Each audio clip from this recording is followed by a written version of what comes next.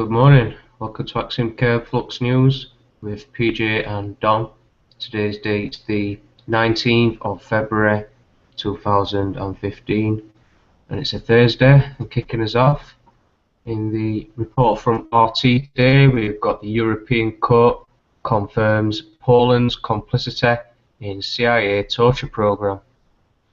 The European Court of Human Rights rejected Poland's appeal to overturn a criminal investigation into officials working at a secret prison used in the CIA torture program.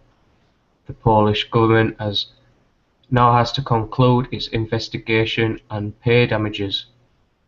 The original July 2014 ruling by the court included a demand that Poland swiftly conclude a criminal investigation into the jail in question, codenamed Quotes, and pay compensation totaling $262,660 to two men who were held and tortured at the site. Both men are still imprisoned in the United States in the Guantanamo Bay prison complex in Cuba.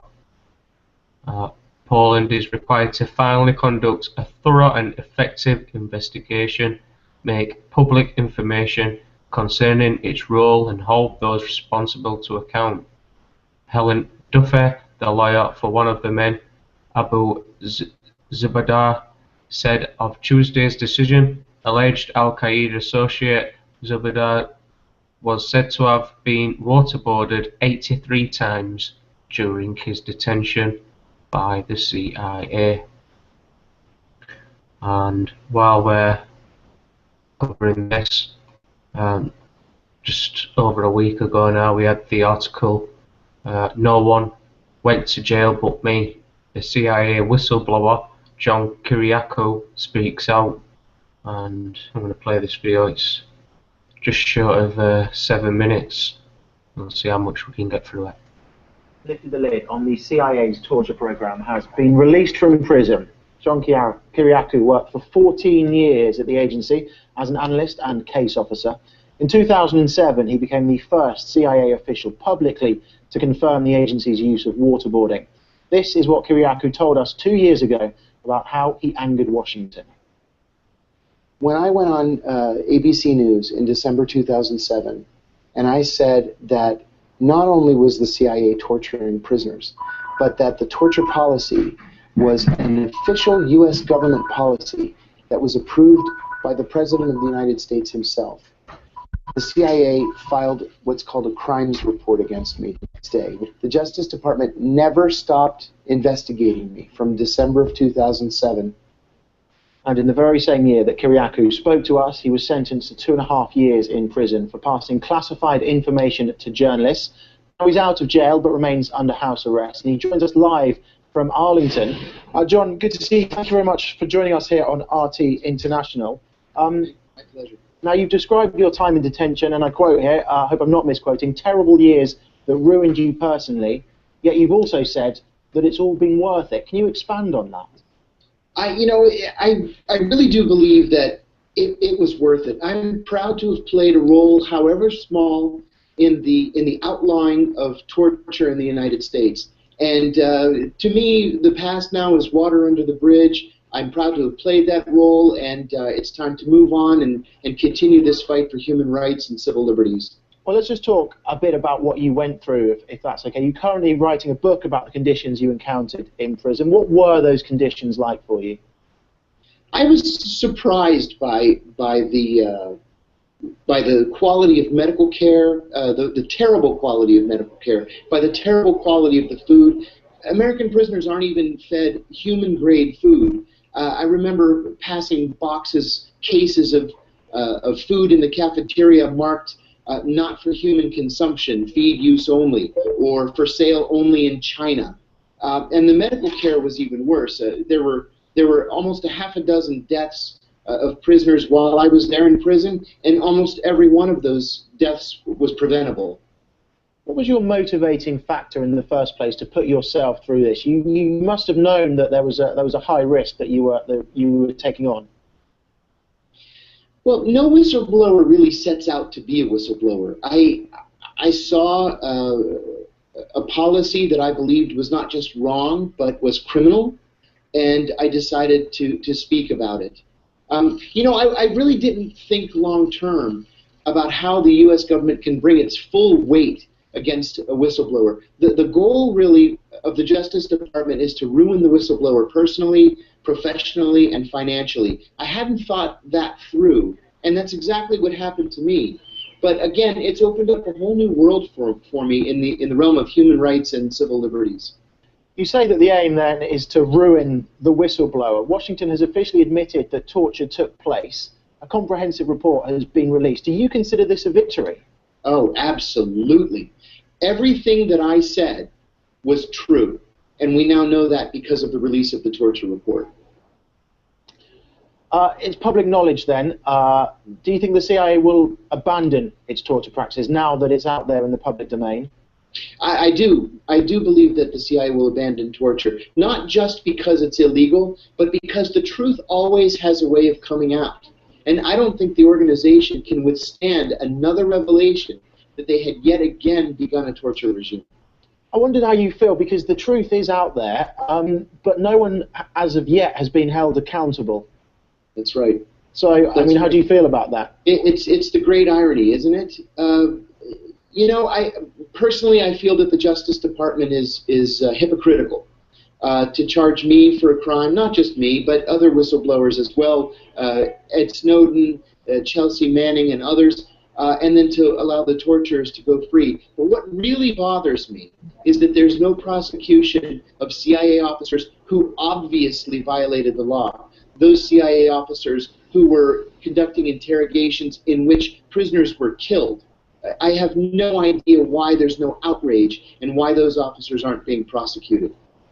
And well, you talk about that, and the conditions that detainees are enduring, for example, in Guantanamo Bay at the hands of the CIA, have become, I suppose, somewhat of a recruiting tool for jihadists. Do you think that these practices have actually done more harm than good in this war on terror? I am absolutely positive that that has been the case. We always seem to step in a mud puddle, so to speak, where it comes to things like interrogations or drone strikes or attacks on individuals. These activities always serve to promote terrorist recruitments. And, you know, when we first began fighting al-Qaeda in Afghanistan, we were talking about a core of just several hundred people. Well, now look at ISIS, which is sort of the next generation of al-Qaeda. We're talking about fighting something like 35,000 people. And I think that we've had a hand in that recruitment. How do you think that the US government's attitude to whistleblowers has changed? There's been a number of high-profile cases, including yours, over the last few years. I think that Americans are more aware of the role of whistleblowers, whereas as recently as 3 or 4 years ago, nobody gave whistleblowers a second thought. I have to say, really, since I went to prison, that I've been overwhelmed by the support I've received from average Americans across the country, and I think that just a few years ago, that wouldn't have been the case. Now, finally, after all that you've gone through, I have to ask you, would you go through it again? Would you blow the whistle once more? I would. I would do it again. As terrible as it's been, as difficult as it's been, I have a family that is rock solid in its support of me, and a family that knows right from wrong. Torture is wrong. I'm proud to have played a role in the end of torture as U.S. government policy, and I would do it all again. John Kiriakou, a former CIA agent, thank you very much for your time and joining us here on RT International. There you go. Would any of you guys blow the whistle? So, just finalising on this article, it says that other countries with the known black sites for the CIA's rendition and torture program include Romania and Diego Garcia, as well as Pakistan, Afghanistan, Morocco and Thailand.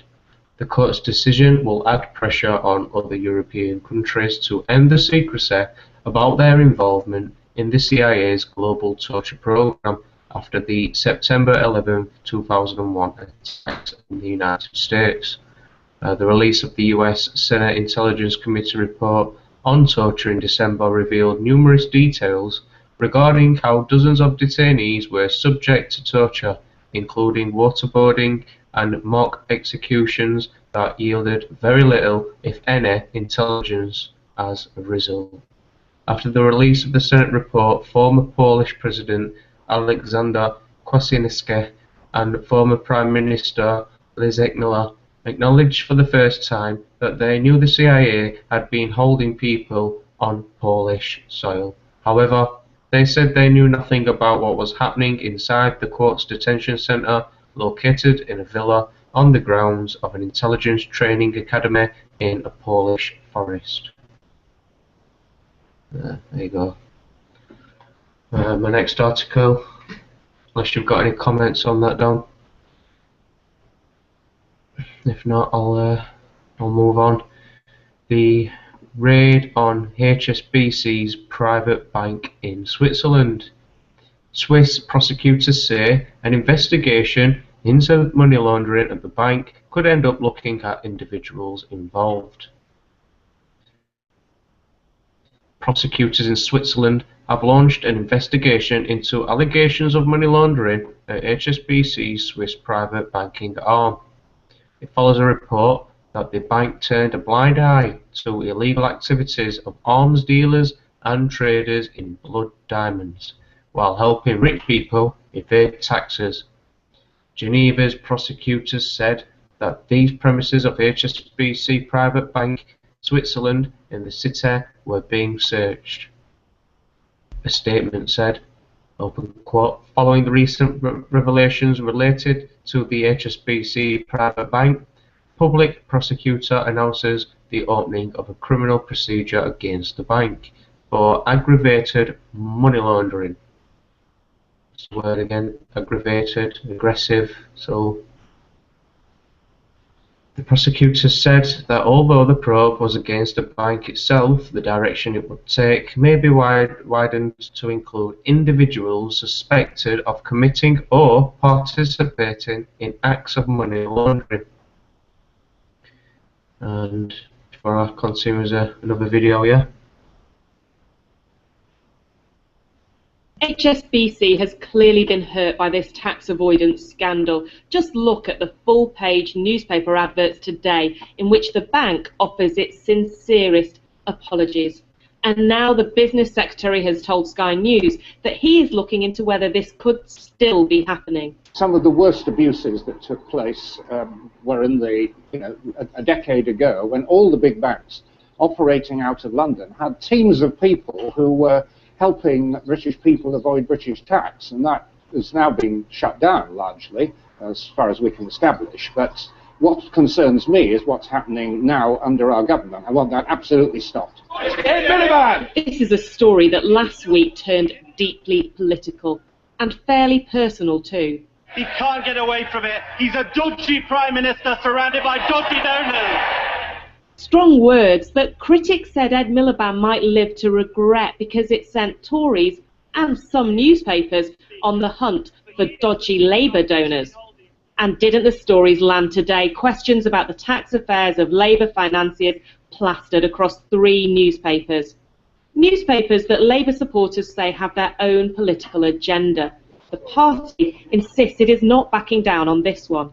Now we know that only one prosecution out of 1,000+ instances at HSBC. Was that because the Conservatives were backpedaling, brushing it under the carpet? Was it because the HSBC boss had now become a minister? Was it because their donors were involved in that HSBC activity? I think we need answers from David Cameron and George Osborne, and we need them soon. So a scandal involving this high street bank is now centre stage at Westminster. Politicians of all colours playing the blame game and also trying to make political capital, saying they're the ones who can clear this up. But does any of it cut through with voters? Does tax avoidance make you angry? Yeah. Oh, I didn't know I did hear a debate on the news in the House of Commons. They were talking about it. Yeah, I did. It does make me very angry, in fact, because we work so hard and we have to pay our taxes. The majority, if not all, of what was done was legitimate at the time, and they were done under laws that were in existence at the time. It's trying to make a lot out of a little. A YouGov poll today is telling. When asked if the previous Labour government or the coalition are to blame for what happened at this bank, the biggest number of people say they are both as bad as each other. Anushka Astana, Sky News. The announcement came just over a week after HSBC Switzerland found itself at the centre of a global scandal following the publication of secret documents.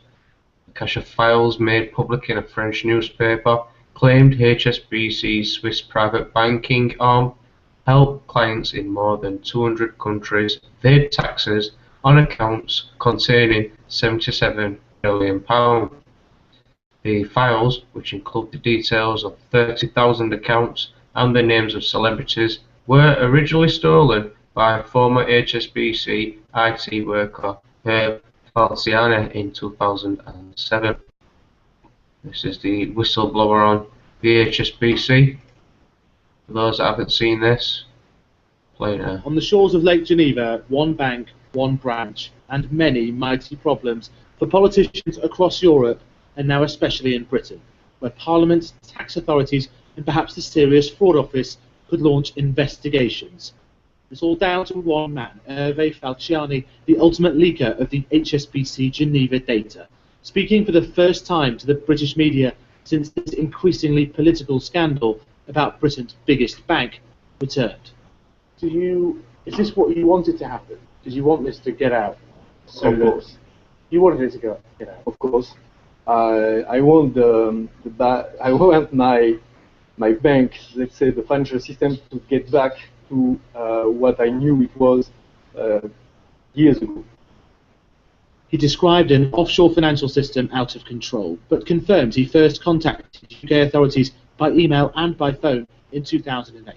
They first received the data in 2010, but he still is puzzled by a general lack of interest in the data by those authorities. What's stopping you coming to Britain and exposing all this stuff in the home of your ex-bank in Britain, the United Kingdom? First of all, an invitation, of course. No one's invited you? No. Tax authorities? Never. Parliament? Never. Government? Never. No one. Okay, so if you get an invitation, yeah, then afterward, a few guarantees. I'm not totally silly. Falciani is worried about an Interpol arrest warrant from Swiss authorities. Falciani's list has caused havoc across Europe, but the picture he paints of his interactions with Britain is a country reluctant to investigate problems as a branch of one of its biggest banks. But now he wants to come to Britain to tell all. HSBC now concedes that there were control and compliance issues at the bank when Lord Green was in charge.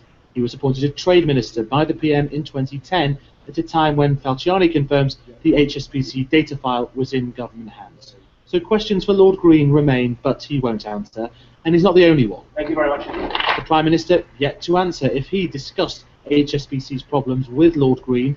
No questions in Derby. The Chancellor swerved questions too. As the Chancellor of the Exchequer, I take a different approach, which is I don't comment on the tax affairs of individuals. I never have, and I don't intend to start now. And later in Brussels, still nothing from the PM on the issue. Is tax avoidance normal, Mr. Cameron? Mr. Fink said it was. Many mysteries about this giant heist of bank data by this lone IT worker remain unanswered. Faisal Islam, Sky News. Mr. Fink says it was. The documents were passed to the authorities in France and onto the HMRC, which says it has subsequently clawed back £135 million from some of the 3,600 Britons identified as potentially avoiding tax. Here's a few more videos, but we'll not go into those just yet. And it's basically the main important pieces of this article.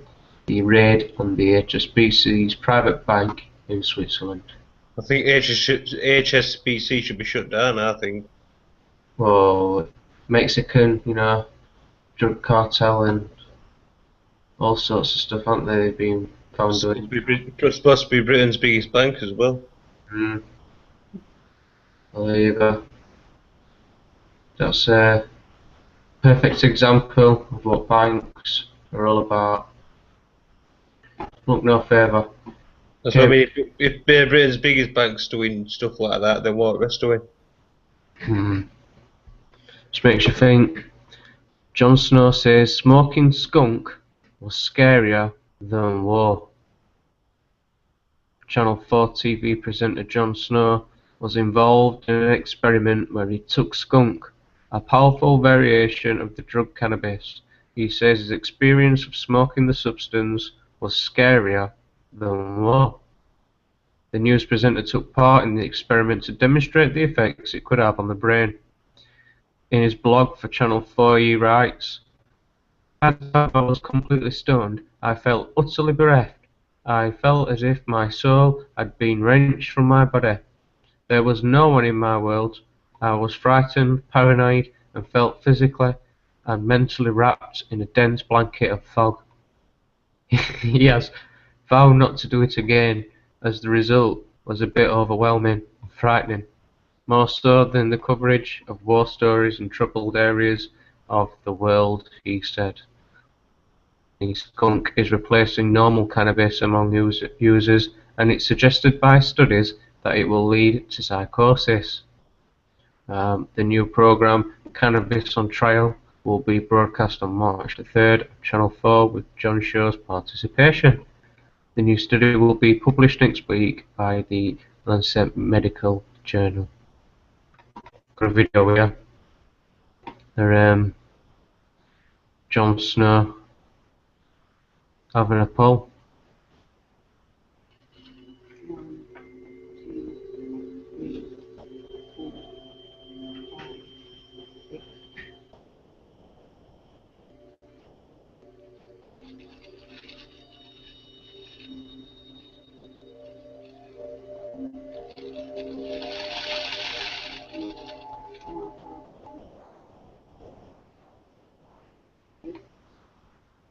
I guess it's 20 minutes since I ingested whatever it was, and I feel woolly. I feel slightly separated from myself. Hi John, come on down. Yeah.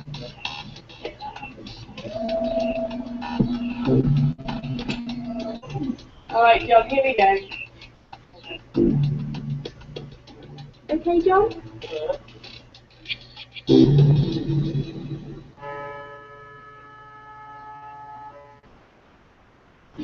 don't want to do this.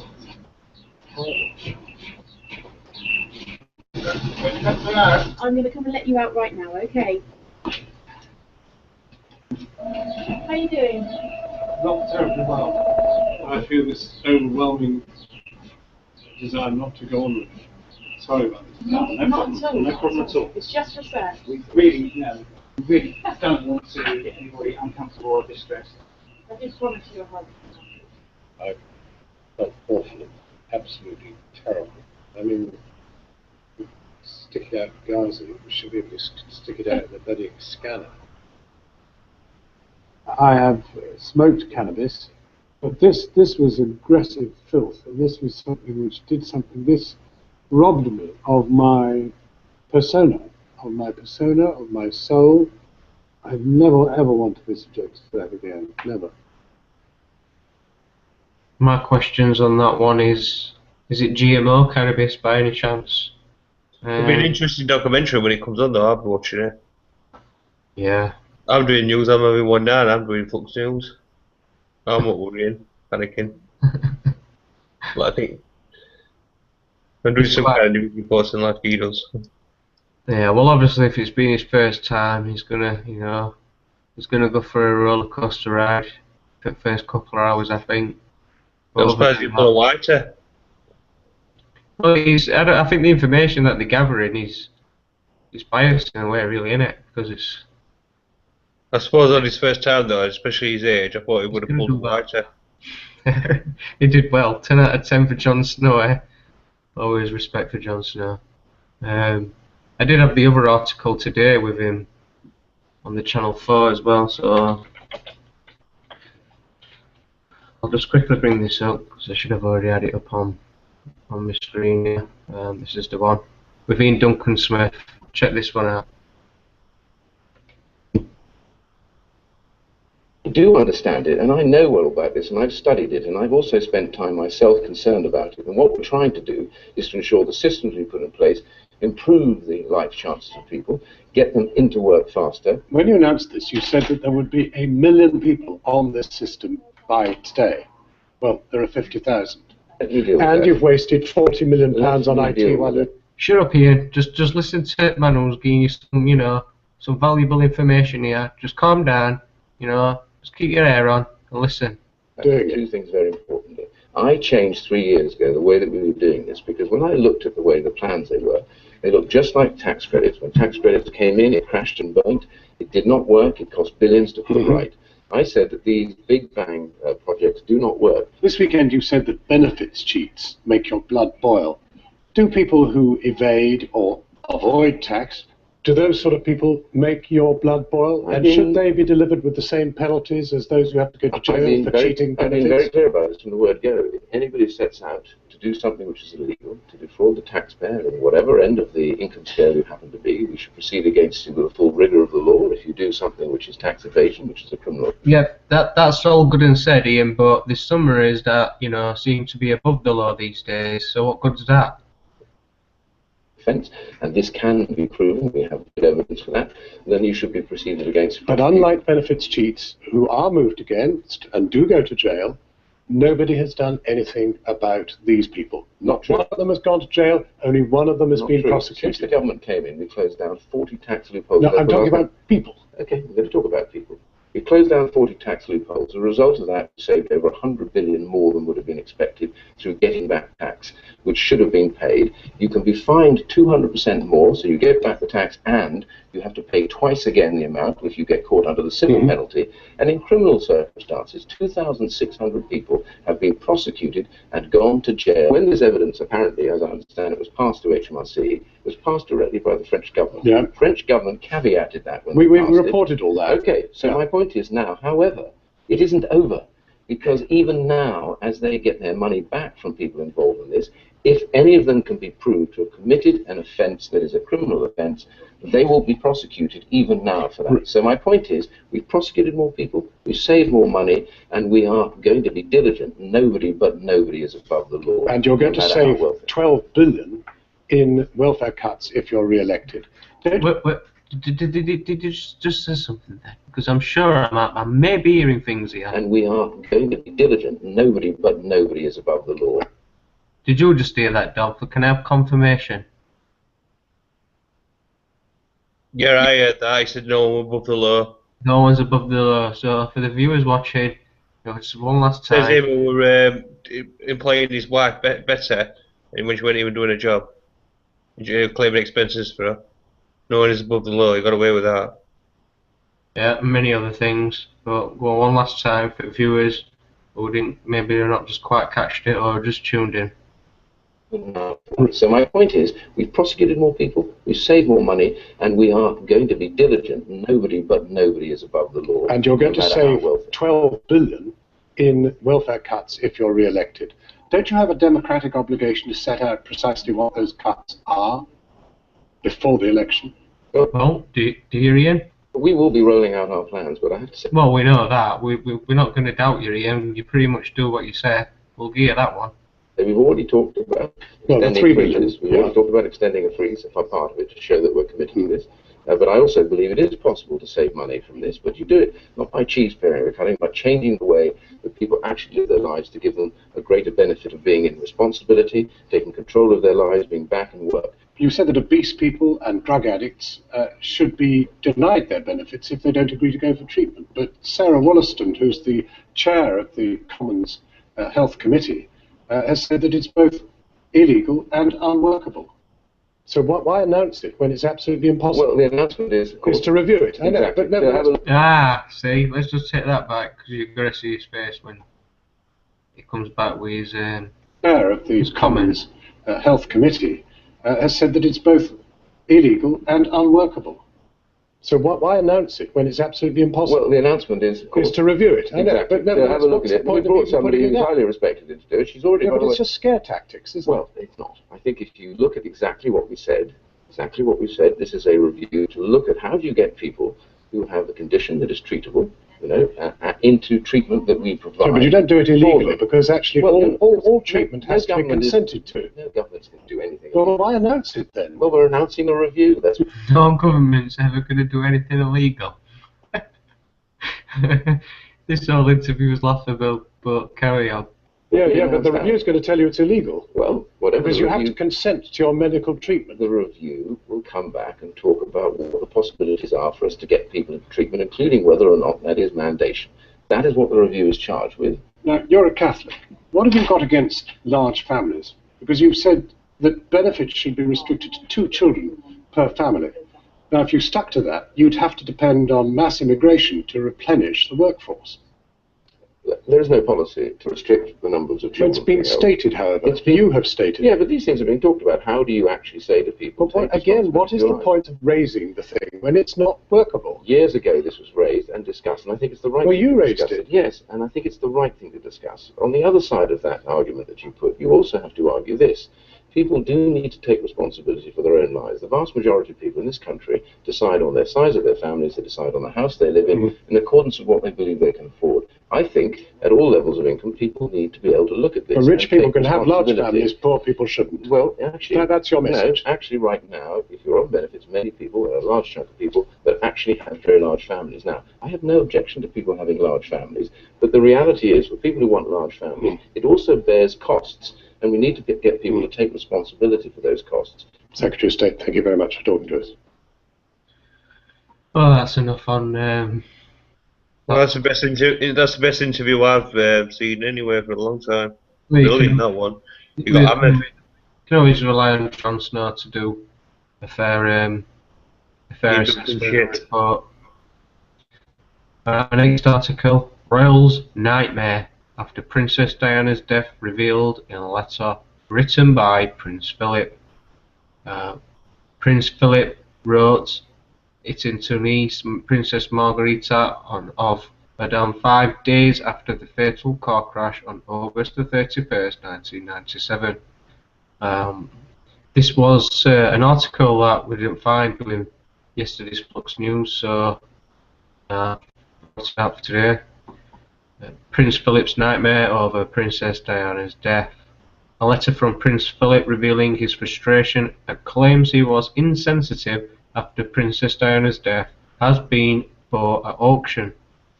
He wrote it to niece Princess Margherita of Baden 5 days after the fatal car crash on August 31st, 1997. His short-typed note from Balmoral is hand-signed. Much love, Philip, but was apparently written on behalf of both himself and the Queen. They helped Prince Charles to comfort sons William and Harry at the castle after news the young princess's mother had died. In the letter, Philip says the week was a nightmare for the royal family. He reveals his sadness at perceptions the royals were not publicly mourning, saying Diana's death was already distressing enough. Part of Philip's letter, written on September the 5th, reads, open quote, "We have even been criticised for forcing the boys to go to church on Sunday, the day of the accident," end quote. He then points out that churches are for praying in. Little was known till now of events at Balmoral as the royals gathered after the tragedy. Criticism of the Queen centred on her failure to speak publicly or fly the flag at half-mast over Buckingham Palace. The letter from a private royal memorabilia collection went for £2,300 at Colchester, Essex. The dealer who bought it for a client felt it was historically significant. There you go. The next one is the UK admits unlawfully monitoring legally privileged communications. The intelligence agencies have been monitoring conversations between lawyers and their clients for the past 5 years, government admits. The regime under which UK intelligence agencies, including MI5 and MI6, have been monitoring conversations between lawyers and their clients for the past 5 years is unlawful. The British government has admitted the admission that the activities of the security services had failed to comply fully with human rights laws in a second major area. This time, highly sensitive, legally privileged communications is a severe embarrassment for the government. It follows hard on the heels of the British court ruling on 6th of February declaring that the regime surrounding the sharing of mass personal intelligence data between America's National Security Agency and Britain's GCHQ was unlawful for 7 years. The admission that the regime surrounding state snooping on legally privileged communications has also failed to comply with the European Convention on Human Rights comes in advance of a legal challenge to be aired early next month, in which the security services are alleged to have unlawfully intercepted conversations between lawyers and their clients to provide the government with an advantage in court. The case is due to be heard before the Investigatory Powers Tribunal. It is being brought by lawyers on behalf of two Libyans, Adel Hakim Belaj and Sami al-Sadi, who, along with their families, were abducted in a joint MI6 CIA operation and sent back to Tripoli to be tortured by Muammar Gaddafi's regime in 2004. Government spokesman said the concession the government has made today relates to the agency's policies and procedures governing the handling of legally privileged communications and whether they are compatible with the European Convention on Human Rights. So there's quite a fair amount of write-up in this article. The finish of it says, the internal documents also refer to a visit by the Interception Commissioner, Sir Anthony May, last summer to examine interception warrants, where it was discovered the regulations were not being observed. In relation to one of the warrants, the document explained, the Commission identified a number of concerns with regard to the handling of the legal professional privilege material. Amnesty's UK's legal programme director Rachel Logan said, we are talking about nothing less than the violation of a fundamental principle of the rule of law. The rule of law. That communications between a lawyer and their clients must be confidential. This is the second time in as many weeks that government spies have been rumbled breaking the law. Or as they'd say, above the law. So I think that's my roundup for today, Dom. Any thoughts? Right, yeah, that's yeah, we'll move on to mine. Just before we start, is the writing big enough? Because you see it? Or do you want me to yeah, I can see that if you want to zoom it up. That should be better, because when I watch it back, that should be better. Cool, yeah. Maths teacher sat after a student showed shocking footage of a jihadist beheading in class. A maths teacher was sat after a pupil screened a jihadist beheading video during one of her classes. Maya Fletcher, 51, was teaching at Rathbone, a charity which provides education training for 14 to 24-year-olds in Wigan, Greater Manchester, when the incident happened. The mother of three says the pupil showed her the film in class before she had a chance to stop it. This is Maya Fletcher here. Miss Fletcher from Lancashire was later sacked for gross misconduct over the incident and was even interviewed by police. She said, the student said, could he show me something on the internet? That's what the student said to her. I was not told anything about him, so I had no cause to suspect anything. I said yes. I stuck on the screen, it was a graphic beheading. I should turn it off, and I spoke to him about watching these kind of things. When another member of staff heard, they told the manager without talking to me. Rathbone defended its actions today, insisting the pupil assessed the video through Miss Fletcher's computer and the sacking was appropriate.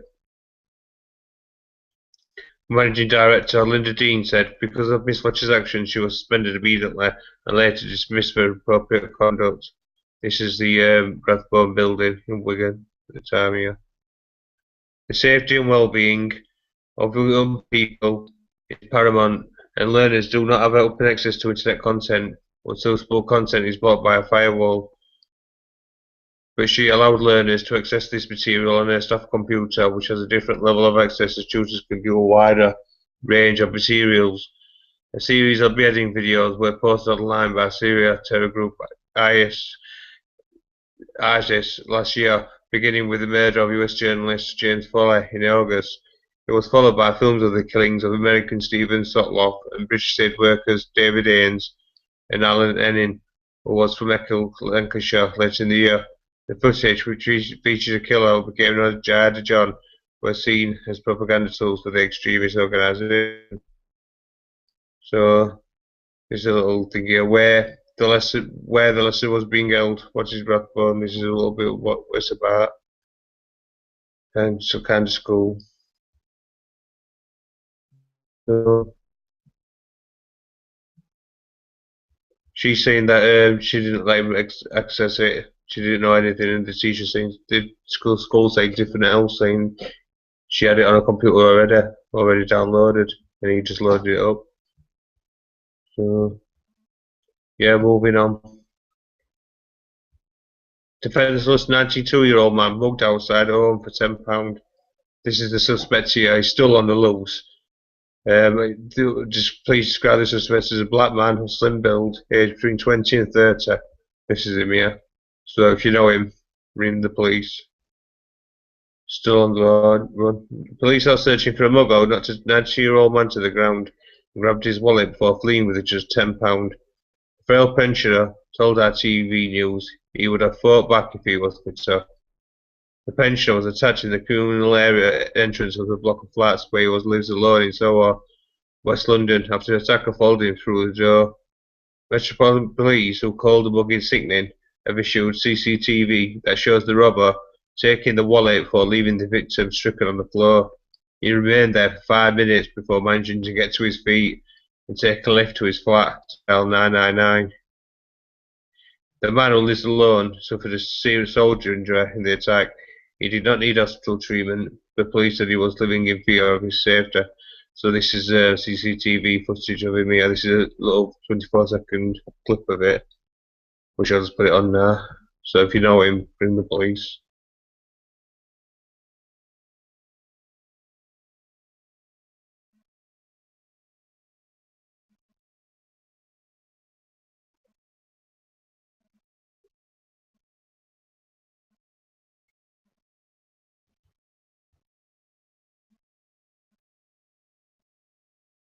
He's running off.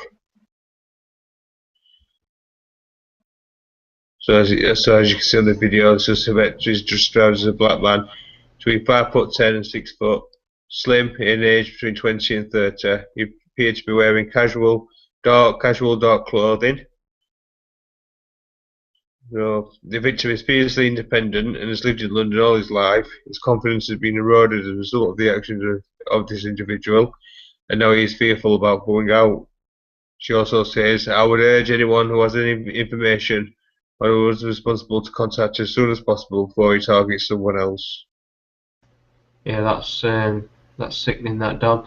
The guy wants to count his lucky stars, because if he'd have picked on that 90-odd-year-old that you showed yesterday driving that car, you know, he would have chased him down and run him out.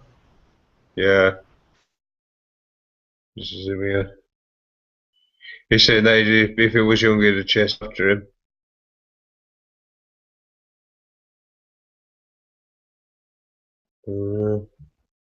Let's hope they find him. I think they'll find him anyway, because that's good picture, that.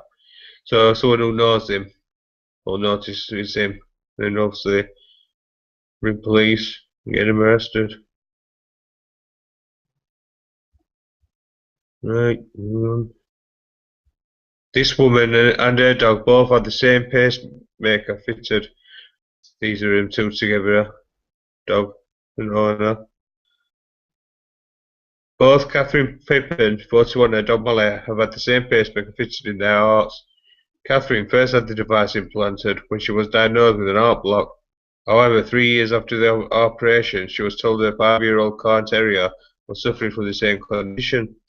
The mum of 2 from Jersey wouldn't let go of her best friend and paid $3,500 for a approach to have her pacemaker fitted. She said, "Now we both see the same doctor for checkups. The technology needed to check pacemakers is very specific." Catherine realised she might be ill when she started fainting randomly, and a few years after the operation she noticed similar behaviour in Molly. She said, "Molly was diagnosed and the vet explained the best treatment would be a pacemaker. I was relieved. Having been through it myself, I knew she would be able to lead a healthy, normal life if it was fitted." Molly was flown on a private plane to the Royal Veterinary College in London, and now both her and Catherine are fit and healthy again after making full recoveries. "She nearly didn't make it, but oh my god, she's better than ever now," said Catherine. So that's a pacemaker the one gets fitted into her heart, this one here. Yeah, that's interesting, that, Dom, because I came across an article today that were talking about these micro drone, and they're testing it to they're saying it could prevent heart attacks. So that was quite interesting. I did have the article, but I haven't got it at hand. If anybody wanted to have a look at that, it'd be easy to find, I'm sure. Yeah, so she's gonna have the same one with the dog. No, she's already got one in. She had it 3 years earlier. 3 years later, the dog came down with the same condition, so she knew the best thing to wear for a pacemaker because she had one herself. I mean, if the dog be dead now, if it not had it done.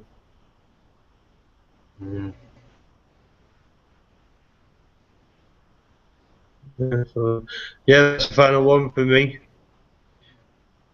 Okay, that's interesting stuff, Dom. Thanks for your articles, and for everybody who's tuned in to watch the Flux News. Do join us again tomorrow for some more Flux News. Until then, take care and look after yourselves.